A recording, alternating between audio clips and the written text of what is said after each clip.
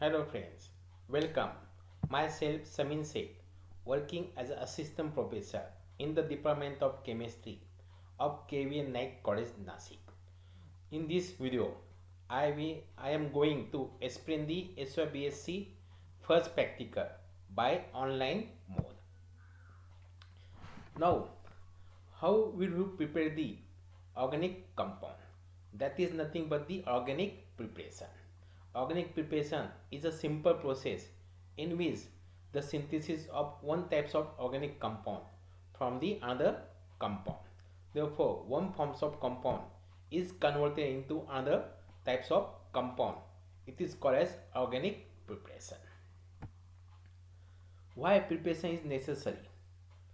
Day by day, the population is increases. Therefore, the need of pharmaceutical product and chemical product is also increases. The pharmaceutical product is nothing but the tablet, vaccine, different types of medicine, jam, jelly, oil, many types of pharmaceutical product are necessary for our daily life. Similarly, the chemical product like a polymer, fertilizer is also useful for our life. But the requirement of such a product are increases. Hence, preparation of such types of pharmaceutical and chemical compound are necessary. Now, the aim of our practical is preparation of benzoic acid from the ethyl benzoate. The mechanism means the picture of the reaction. How will take place the reaction? This can be explained with the help of mechanism. Generally, the by using ethyl benzoate, therefore ethyl benzoate as a reactant, it will react with the aqueous base. This reaction by using sodium hydroxide as a base, sodium hydroxide formula is Na plus OH minus. Therefore, OH minus species is attacked on the carbonyl carbon. At that time, the ester group, that is having OET, this OET group acts as a living groups. Therefore, this can be removed and to formation of the benzoic acid and ethoxide. But the benzoic acid having acidic property, therefore this proton are easily chained and to give the sodium salt of the benzoic acid. The sodium salt of benzoic acid is a water soluble. Therefore, how will generate the benzoic acid from this soluble salt? The by very simple. The addition of the acid in this reaction by using HCl as a acid. Therefore, protonation take place and this salt is break to form the benzoic acid and ethanol. The benzoic acid is a solid form. Therefore, this can be easily separated by means of the filtration. Now, but reaction करताना मित्रांनो आपण किती पण quantity वापरू शकत नाही. त्याचा एक रेशो फिक्स असतो, त्याला आपण मोल रेशो म्हणतो. तो आयसिमेट्रिक आमोदमध्ये ती क्वांटिटी आपण वापरतो आणि ही किती क्वांटिटी वापरायची हे आपण जेव्हा रिसर्च करतो तेव्हा आपण ती क्वांटिटी कॅल्क्युलेट केलेली असते आणि तो पेपर रिसर्च पेपर पब्लिश केल्यानंतर त्या लिटरेचर सर्वेमधून ही क्वांटिटी आपण आपल्या प्रॅक्टिकल सिलेबसमध्ये आपण टाकलेली मित्रांनो. तर लिटरेचर सर्वेनुसार इथिल बेंजोएटचा मोल रेशो आपण जर 1 घेतला तर एनवेस आपल्याला 3 मोल घ्यावं लागतील मित्रांनो. म्हणजे याचा अर्थ असा आहे, जेव्हा आपण इथिल बेंजोएट 2 मोल घेणार तेव्हा एनवेस आपण 6 मोल घेणार. जेव्हा आपण इथिल बेंजोएट 3 मोल घेणार तेव्हा एनवेस आपण 9 मोल घेणार मित्रांनो. म्हणजे हा रेशो 1:3 मेंटेन पाहिजे. म्हणजे एक मॉलिक्यूल जेव्हा इथिल बेंजोएटचा घेतो तेव्हा 3 मॉलिक्यूल आपल्या एनवेसचे काय होतात तिथे रिॲक्ट होतात मित्रांनो. इथे वॉटर ॲक्ट्स ॲज ए सॉल्व्हंट आहे आणि आपण मेकॅनिझम पाहिले sodium sulphate of benzoic acid, त्याच्यापासून आपल्याला ॲसिड बनवायचं आहे.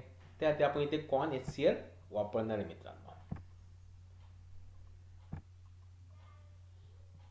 ओके, ह्या प्रकारे कॉर्न HCl वापरल्यानंतर जो सोडियम साल्ट आहे याचं प्रोटोनेशन होतं आणि बेन्झोइक ॲसिड आपला काय होतो जनरेट होतो. मित्रांनो, इथिल बेन्झोएट जर मी 0.95 ग्रॅम घेतला तर त्याचे मोल होतात 0.0067 आणि NaOH जर मी 1 ग्रॅम घेतला तर त्याचे मोल होतात 0.025. तर हा रेशो 1:3 ते मेंटेन झालेला आहे मित्रांनो. अशा प्रकारे आपण ती क्वांटिटी काढतो. चला तर आता आपल्या प्रोसिजरवर आपण फोकस करूया.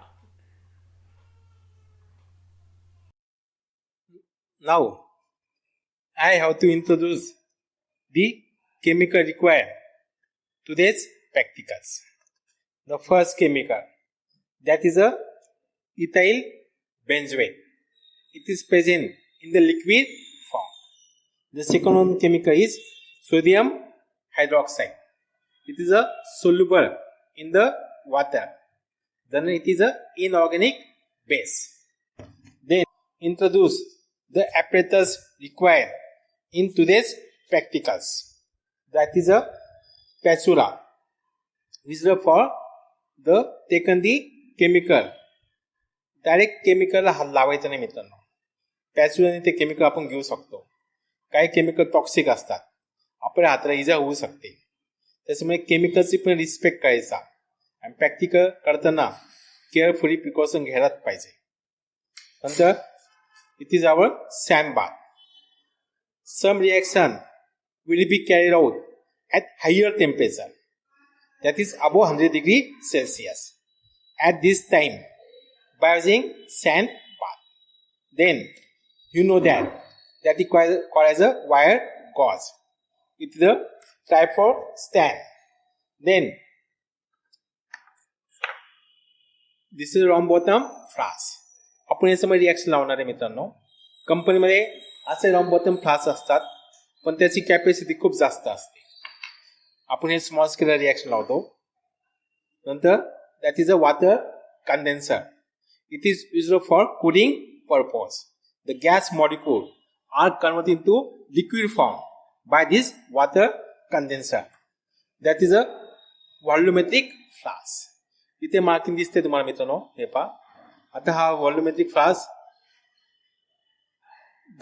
25 ml चा मित्रांनो. पण जर इथपर्यंत आपण लिक्विड किंवा सोल्युशन भरलं तर ते 25 ml आपण इथे याच्याने मोजू शकतो. Measuring cylinder.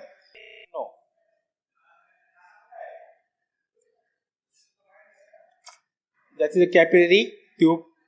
It is used for melting point purpose and also used for spotting of the solution on the TLC plate.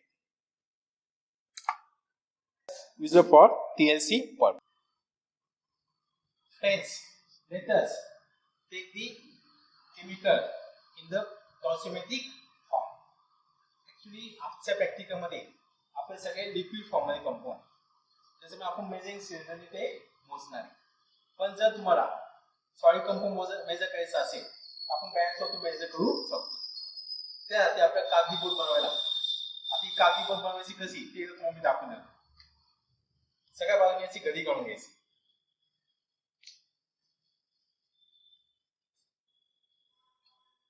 त्याच्यामुळे आपण केमिकल सांगत नाही आणि बाजूचे जे कोपरे ते ओपन करून त्याला या पद्धतीने दाबून घ्यायचं.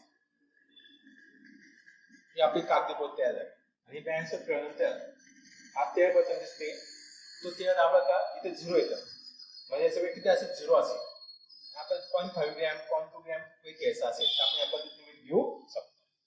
मित्रांनो, NaOH सोल्युशन आपण 10% घ्यायचे. ऑलरेडी 10% सोल्युशन आपण इथे बनवून ठेवले.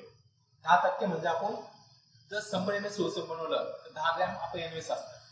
जर आपण 10 ml सोल्युशन बनवलं 1 ग्रॅम आपलं NaOH असतं. आता 10% NaOH सोल्युशन आपल्या प्रॅक्टिकल प्रोसेस प्रमाणे आपल्याला 10 ml घ्यायचे. मेजरिंग सिलेंडर मध्ये इथे 10 ml ला मार्किंग आहे. मी पण ते सोल्युशन बनवून घेते. सावकाश सोल्युशन बनायचे.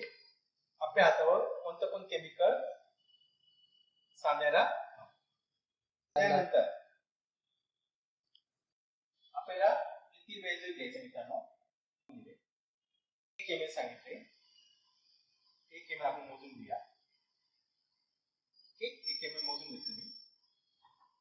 दोन्ही सोर्स आपण एकत्र करूया. दोन्ही सोर्स एकत्र केल्यानंतर आपण दोन लेयर घेतली. That is an organic compound and second is an aqueous layer. Therefore organic layer is insoluble in the aqueous layer and we have got the two types of layer. One layer that is seen in the oily forms, that is organic ethyl acetate. Now there is an aqueous. Okay, stop.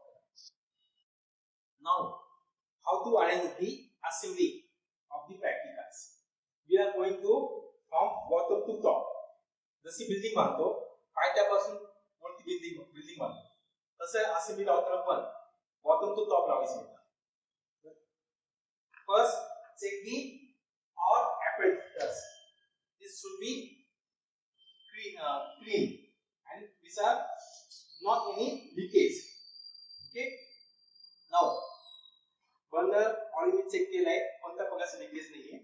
that is type of stand, then sandbar, then take the round bottom flask. round bottom flask मध्ये आपण सगळे मागे बांधून घ्यायचा कारण की जो आपण स्टँडर्ड कॅम्प करू ते फुटत नाही. जर जास्त प्रेशर ते फुटू शकतं. then स्टॅम्प इथे ठेवते मी. ओके, 2 मिनिटं मी बंद बाजूला ठेवते. स्टँड ठेवून देतो इथे.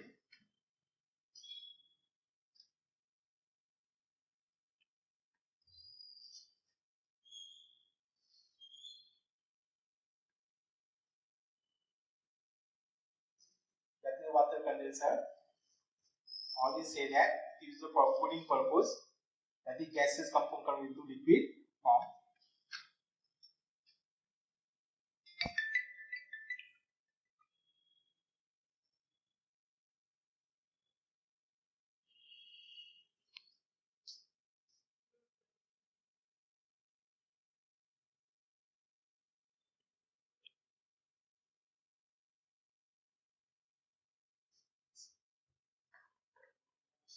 असली थोडी किती आहे काही टेन्शन नाही मित्रांनो. फक्त ती पायाची काळजी घ्यायची. खूप जास्त प्रेशर पण नाही द्यायचा. बरोबर आपल्या हाताला प्रॅक्टिकल करताना आपण सवय लागते. कंपनीमध्ये तुम्ही ह्या प्रकारचं असं अरेंज करतात. त्याच्यामुळे this practical is useful for the specially for organic student in the department of research and development. अशी मी आपली तयारी.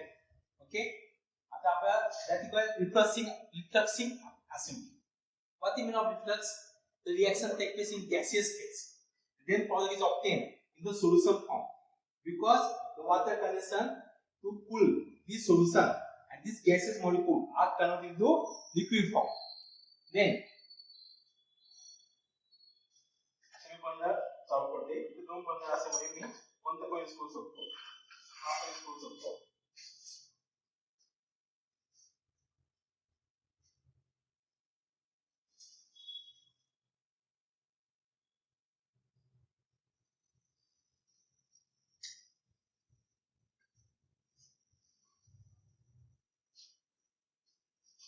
Okay friends, the refluxing is ready. assembly आपली तयार आहे. रिएक्शन हळूहळू होईल. सोल्युशन हळूहळू तापेल. then this comes into gaseous form. Reaction चालू होईल आणि त्या पॉइंटला आपण रिफ्लक्स म्हणू शकतो. the time for refluction of this reaction is generally nearly about 45 minutes. 45 minute पर्यंत आपण रिफ्लक्स करायचं आहे. ओके, 45 मिनिटांनंतर आपण पुन्हा पाहूया काय होतं observation. One precaution should be taken during the refluxing. The porcine piece should be added. This porcine piece is useful for the uniform heating. ऐसा मैं मित्रांनो कोणत्या प्रकारे केमिकल बंप होत नाही आणि त्यामुळे ते आपल्या अंगावर येत नाही. ही काळजी घ्यायला पाहिजे. रिएक्शन लावल्यानंतर porcine piece टाकायचं विसरायचं नाही. ही आपली रिफ्लक्सिंग रिएक्शन चालू झाली. The liquid comes into gaseous form, then reaction is take place, and again this gas molecule come into the liquid form. That requires condensation, evaporation process. The whole process that is a refluxing process.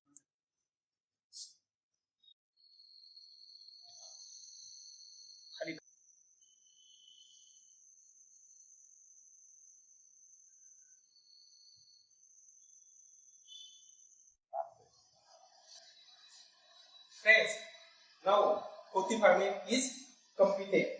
Therefore, our reaction is completed. And observation करून देऊ. आणि खूप झाल्यानंतर next process आपण करू. After completion of reaction, the homogeneous mixture is obtained like this. Homogeneous means the mixture having only one layer. या प्रकारे आपण homogeneous mixture भेटले मित्रांनो. यानंतर आपण परत solid form कसा आणायचा? Actually, that is a mixture of the sodium salt of the benzoic acid. And it is soluble in the water. Therefore, this mixture becomes homogeneous. In this mixture, by addition of the corn HCl, then benzoic acid are obtained in the solid form.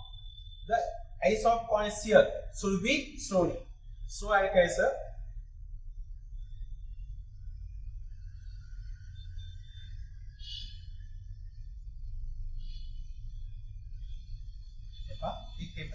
Solid form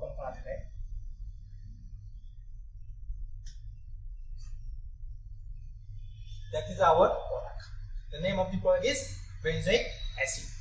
ह्या प्रकारे मित्रांनो कंपनीमध्ये असंख्य molecule, असंख्य drugs, असंख्य tablet, असंख्य औषधं आपण बनवत असतो मित्रांनो. आणि पीएचसी ला प्रॅक्टिकल बेस पक्का असेल नक्की तुम्हाला कंपनीला फायदा होतो. Now friends, this solid product separated by means of filtration. The filtration is useful technique for purification process. Similar like sublimation, distillation process is also useful to separate the compound from their impurities. How will you separate this solid compound? By filtration. First, take the filter paper. This filter paper pour in proper way. Then take the funnel, filter paper place into the funnel and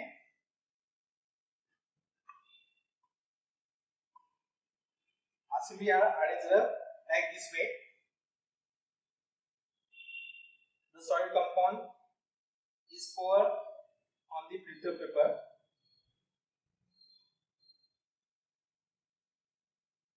Such a compound are insoluble in the water. Therefore, by using water for washing purpose and also useful for to collect the remaining solid compound and pour against into the filter. इथे तुम्ही पाहू शकता तुमचं solid compound हा separate होताना दिसतोय. Okay, this requires जो खाली बॉटल जो फिल्टर झालेला सोल्युशन असतो ते आपण फिल्ट्रेट बनतो आणि आपला वरती कंपाऊंड आहे तो आपला बेंझोइक ऍसिड आपला बनलेला आहे. Okay, that is white colour of the our product. Confirmatory test जो आपला कंपाऊंड बनलाय तो आपल्याला कन्फर्म कसा करायचा ते आपण म्हणतो कन्फर्मेटरी टेस्ट. तर बेंझोइक ऍसिड याचा मेल्टिंग पॉईंट रित्रेसर सर्वेनुसार 122 डिग्री सेल्सिअस असतो मित्रांनो. मग मी माझा सॉलिड कंपाऊंडचा मेल्टिंग पॉईंट घेतला आहे आणि तो 122 डिग्री सेल्सिअस आला आहे किंवा 1-2 डिग्री सेल्सिअसनी कमी जास्त होऊ शकतो काही इम्प्युरिटी असेल तर. म्हणजेच याचा अर्थ काय की माझं कंपाऊंड बेंझोइक ऍसिड इथे बनलेला आहे. The second test this can be confirm by the chemical test. ॲसिडची केमिकल टेस्ट आपल्याला माहिती मित्रांनो. समजा ॲसिडमध्ये मी 10% सोडियम बायकार्बोनेट टाकला. ॲसिड बेसची रिॲक्शन होऊन साल्ट तयार होतो. साल्ट पाण्यामध्ये सोल्युबल असेल आणि ह्या रिॲक्शनमध्ये कार्बन डायऑक्साईड गॅस काय होतो युआर होतो. therefore obtain the effluences of carbon dioxide gas. That is the main observation which can be indicate either acid is obtained or not obtained. माझं आपण रिॲक्शन केली इथिल बेंझोएट पासून.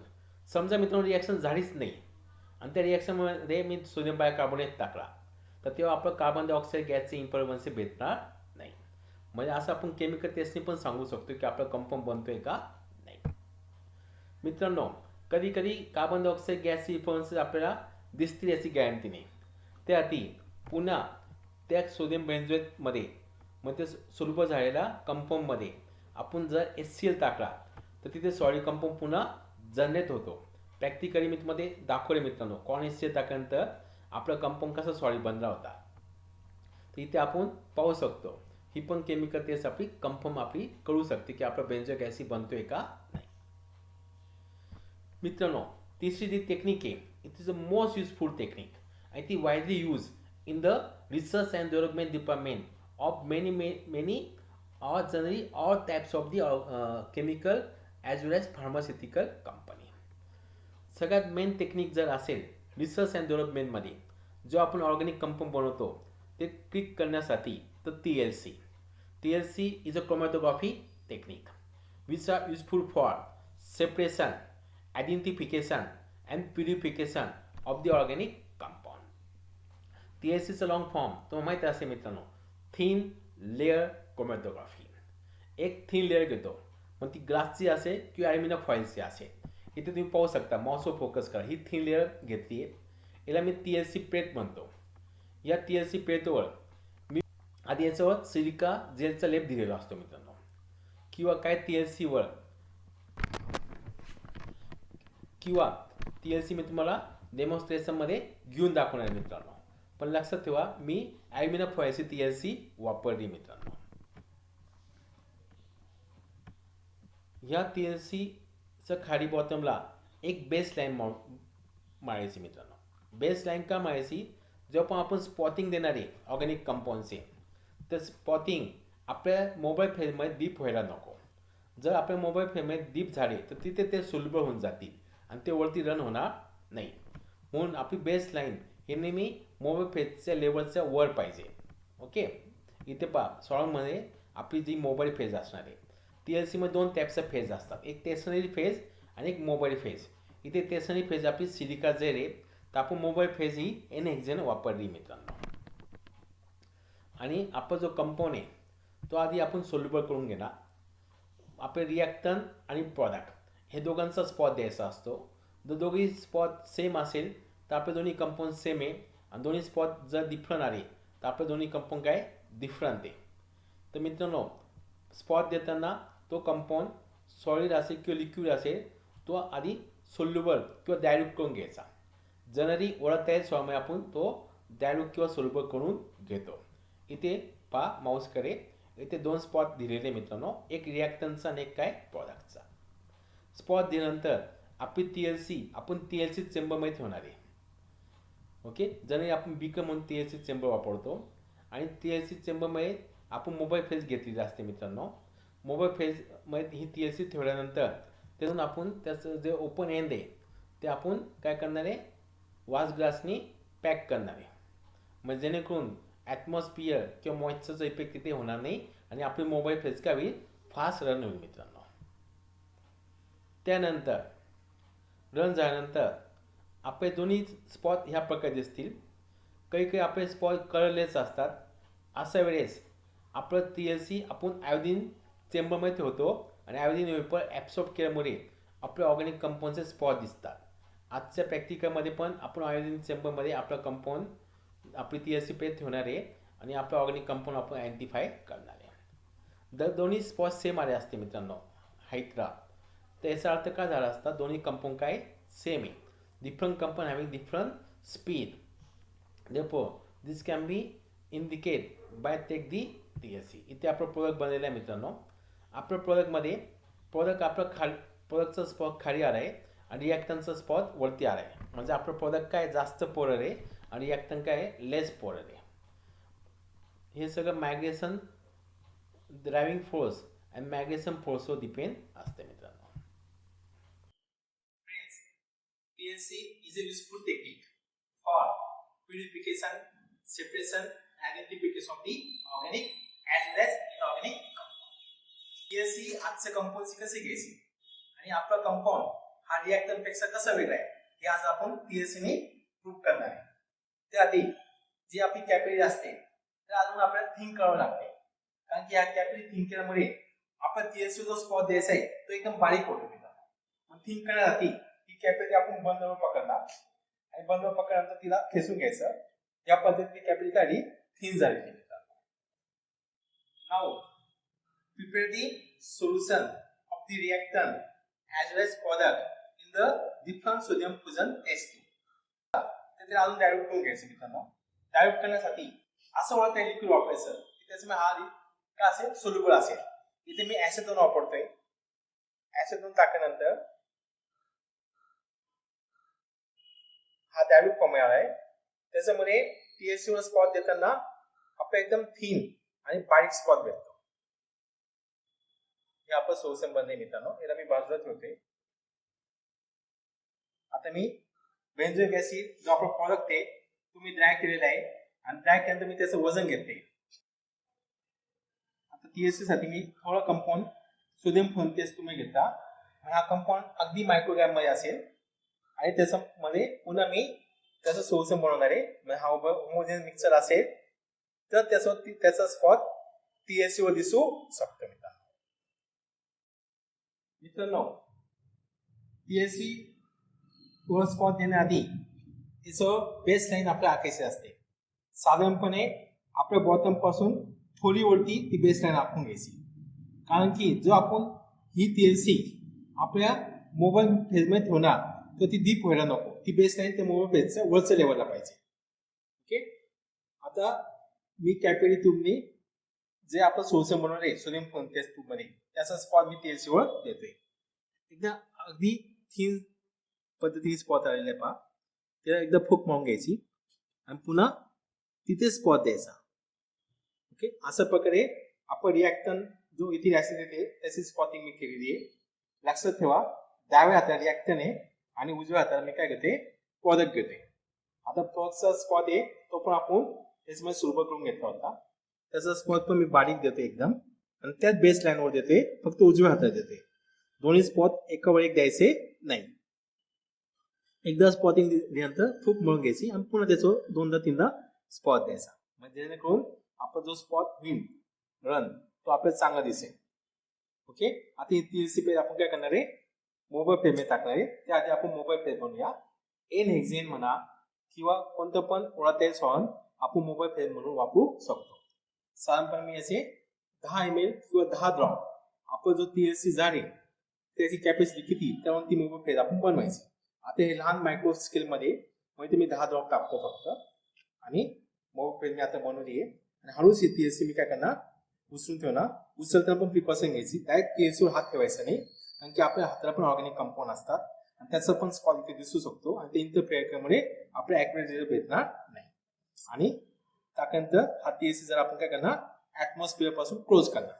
आता हळूहळू काय होते मित्रांनो मग इथे दिसत असेल की THC पेज काय होते हळूहळू काय होते रन होते. एकदा THC page mobile phase run झाली आहे आणि मोबाईल फेज मध्ये आपला ऑर्गॅनिक कंपाऊंड पण रन झाले. आता दोन्ही ऑर्गॅनिक कंपाऊंड डिफरंट असतील तर त्यांचं रन होण्याचा स्पीड पण काय असेल डिफरंट असेल. बरोबर. आणि सोबत आपण RF व्हॅल्यू पण काढू शकतो मित्रांनो. जर RF व्हॅल्यू सारखी आली मग त्यांचा स्पीड सेम आहे मग ते ऑर्गॅनिक कंपाऊंड काय असतील सेम असतील. पण ऑर्गॅनिक जर RF व्हॅल्यू डिफरंट आली मग त्यांचा स्पीड डिफरंट असेल आणि RF व्हॅल्यू पण काय असेल डिफरंट असेल. अशा प्रकारे हे THC टेक्निक करून आपण आपलं कंपाऊंड बनतोय का नाही किंवा रिॲक्टन पासून आपलं प्रोडक्ट कसं वेगळं आहे किंवा रिॲक्टन पासून प्रोडक्टचं कन्व्हर्जन होते का नाही रिॲक्शन कंप्लीट होती का नाही असे भरपूर पर्पज या THC आपण इंडिकेट होतात मित्रांनो. तुम्ही पाहू शकता आयोडीन चेंबर मध्ये THC मी ड्राय करून ठेवली होती आणि आयोडीन चेंबर मधून THC काढल्यानंतर आपल्या ऑर्गॅनिक कंपाऊंडनी त्या आयोडीनचे वेपर काय केले ऍब्सॉर्ब केलेले. तुम्ही ते पाहू शकता डाव्या हाताला एक स्पॉट दिसतोय वरती आणि उजव्या हाताला एक स्पॉट दिसतोय खाली. याचं मिनिंग काय आहे की ते ऑर्गॅनिक कंपाऊंड इथे रन झाले आणि दुसरं ऑर्गॅनिक कंपाऊंड इथपर्यंत रन झाले आणि दोघं ऑर्गॅनिक कंपाऊंड सेम लाईन मध्ये रन झाले दिसत नाही. याचा अर्थ दोन्ही ऑर्गॅनिक कंपाऊंड काय डिफरंट आहे. दोघांची RF व्हॅल्यू पण काय ते डिफरंट आहे. हा रिॲक्टन जास्त रन झालाय कारण तो नॉन पोलर आहे आणि हा प्रोडक्ट कमी रन झालाय. याचा अर्थ तो काय पोलर कंपाऊंड आहे. म्हणजे THC वर पोलर कंपाऊंड खाली असतो आणि नॉन पोलर कंपाऊंड काय असतो वरती असतो. दोन्ही कंपाऊंड डिफरंट हे पण आपण इथे कन्क्लुजन निघून गेले मित्रांनो असा प्रकार. आता मित्रांनो सगळ्यात important RF value. The long form of RF means retardation factor. पण डिफरंट कंपाऊंडचे RF व्हॅल्यू डिफरंट असते मित्रांनो. तर RF व्हॅल्यू काढायची कशी आता आपण पाहिले मित्रांनो. आपला हा मोबाईल फेज रन झाली आहे. मोबाईल फेज म्हणजे सॉल्व्हंट फेज आपली रन झाली. बेस लाईन पासून त्याचं अंतर किती आहे त्यात काय डिस्टन्स ट्रॅव्हल बाय सॉल्व्हंट आणि मोबाईल फेज बरोबर आपलं रिॲक्टन पण आणि आपलं प्रॉडक्ट पण रन झालं आहे मित्रांनो. तर त्यात काय distance travel by the compound. Therefore RF value are easily determined by following formula the distance travelled by compound divided by distance travelled by solvent. तिथे आपण पाहिले मित्रांनो, आपण रिॲक्टन्स जास्त रन झालं आहे आणि आपली मोबाईल फेज 4.7 सेंटीमीटरपर्यंत रन झाली. म्हणजे आपण रिॲक्टन्सची आर एफ व्हॅल्यू काय असणार आहे इथिल बेंझोएटची, the 4.1 centimetre upon 4.7 centimetre, that is equal to 0.87. The RF value has no unit, and it is with the help of formula it is easily concluded that the distance traveled by solvent is always greater than the distance traveled by the compound. Hence, RF value is always less than 1 for any compound. प्रोडक्टसाठी आपला product कमी run झाला होता 0.7 centimetre, तर प्रोडक्टची R F value कशी असणार आहे, the distance traveled by product, that is 0.7 centimeter upon distance traveled by solvent, that is a 4.7 centimeter. Therefore 0.7 upon 4.7, that gives 0.15. मग इथे पाहू शकता प्रॉडक्टची आर एफ व्हॅल्यू कमी आहे तर रिॲक्टन्सची काय जास्त आहे. Generally the non polar compound having higher R F value as compared to polar compound in the case of TLC. Then now I am going to focus the calculation of this practical. The first, how will calculate the theoretical yield. theoretical yield कसं करायचं मित्रांनो ते आपण calculate करूया. theoretical yield म्हणजे जेव्हा आपण एखादी रिॲक्शन लावतो तर आपलं प्रॉडक्ट मॅक्झिमम किती बनवू शकतो 100% ते सांगणं म्हणजे त्याला आपण म्हणतो theoretical yield. इथे आपलं रिॲक्शन आधी पाहूया. इथिल बेंझोएट ची रिॲक्शन आपण केल्यानंतर आपला मेन प्रॉडक्ट आहे बेंझोइक ॲसिड आणि बाय प्रॉडक्ट आहे आपला इथेनॉल. तर आपलं बेंझोइक ॲसिड याचा yield किती असू शकतो हे आपण आता पाहणार आहे मित्रांनो. आपल्याला माहिती molecular weight of ethyl benzoate 150.17. Molecular weight कसं काढतात, the sum of atomic weight of all constituent in the molecular formula. इथे कार्बनचा ॲटॉमिक वेट 12 असतो, हायड्रोजनचा ॲटॉमिक वेट 1 आहे, ऑक्सिजनचा 16 आहे आणि सगळे कार्बन ऑक्सिजन हायड्रोजनची त्यांच्या संख्येप्रमाणे आपण त्याच्या ॲटॉमिक वेटची सम केली तर आपल्याला मॉलिक्युलर वेट भेटतो. इथे बेंझोइक ॲसिडचं मॉलिक्युलर वेट 122 आहे मित्रांनो. म्हणजे त्याचं मिनिंग काय होतं, जेव्हा मी 150 ग्रॅम इथेल बेंझोइक घेणार तेव्हा मला 122 ग्रॅम बेंझोइक ॲसिड भेटणार. पण ॲक्च्युली मी रिॲक्शनमध्ये 0.95 ग्रॅम काय घेतलं आहे, इथाईल बेंझोइक घेतलं आहे, म्हणजे 1 ml घेतलं मी. तर बेंझोइक ॲसिड किती भेटलं पाहिजे, दॅट इज कॉल्ड झेड. आणि झेड कन्सिडर केल्यानंतर क्रॉस मल्टिप्लिकेशननी आपण इझिली बेंझोइक ॲसिडची क्वांटिटी काढू शकतो. इथे 0.95 means approximately 1. therefore 122 in multiplied by 1 upon 150.17, that is gives 0.82 grams. अशा प्रकारे आपण theoretically काढलाय. जेव्हा पण आपला कंपाऊंड 0.82 ग्रॅम आला म्हणजे आपलं 100% yield भेटलं. पण मित्रांनो 100% yield जनरली कोणत्या रिॲक्शनमध्ये भेटत नाही. काही अमाऊंटमध्ये आपलं yield लॉस होतो. जास्तीत जास्त आपण 99% 98% yield आपल्याला भेटू शकतं. पण 100% yield भेटणं हे खूप अवघड असतं मित्रांनो. मग एक गोष्ट लक्षात आली असेल तुम्हाला की ह्या रिॲक्शनमध्ये आपला yield 0.12 ग्रॅमपेक्षा जास्त नसणार किंवा 0.12 ग्रॅम पण नसणार. त्यापेक्षा आपला yield काय असणार आहे, कमी असणार आहे. आणि आपण पाहिले की आपल्या रिॲक्शनमध्ये आपला yield 0.572 ग्रॅम आलेला आहे मित्रांनो. The second calculation, that is the determination of the practical yield. Practical yield आपण डायरेक्ट मेजर केला मित्रांनो आणि आता मी तुम्हाला सांगितलं तो 0.57 ग्रॅम आलेला आहे मित्रांनो. आता पर्सेंटेज ऑफ प्रॅक्टिकल yield किती काढायचा, आपल्याला माहिती आहे 0.82 ग्रॅम म्हणजे झेड हा आपला 100% असतो, पण त्यापैकी आपल्याला 0.57. therefore a upon z multiplied by 100, that it gives the formula of percentage of the practical yield.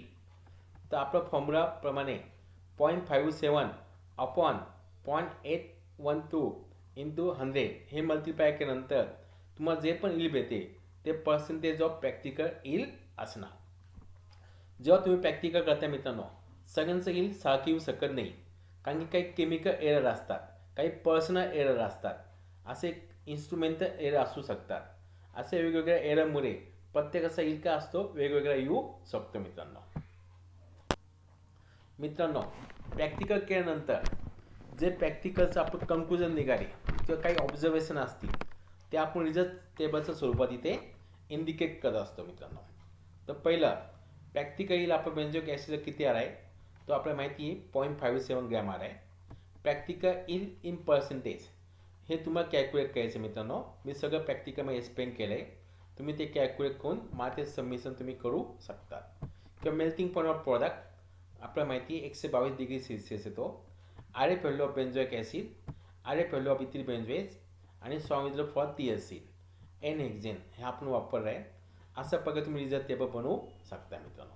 बेंझोइक acid is a starting compound for formation of many different types of compound that is like drugs then polymers. असे असंख्य कंपाऊंडमध्ये हा बेंझोइक acid आपण वापरू शकतो. तर thank you so much and take care. तुम्हाला काही difficulty असेल मित्रांनो तर तुम्ही विचारू शकता.